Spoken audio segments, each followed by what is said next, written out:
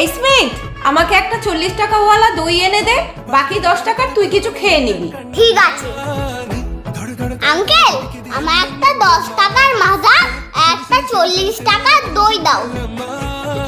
এই নে মাজাটা ধর, দইটা আমি দেখছি। দই তো নেই রে, শেষ হয়ে গেছে। এ বাবা, নে। এই নে তোর বাকি 40 টাকা ধর। যাই অন্য কোথাও দেখি। কাকু, 40 টাকা वाला দই দাও না। দই তো নেই বাবু।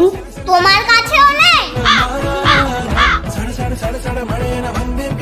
আন্টি, টাকাটা ধরো, দই পাইনি। আরে পালাচ্ছিস কেন? আমি তো 50 টাকা দিয়েছিলাম, বাকি টাকা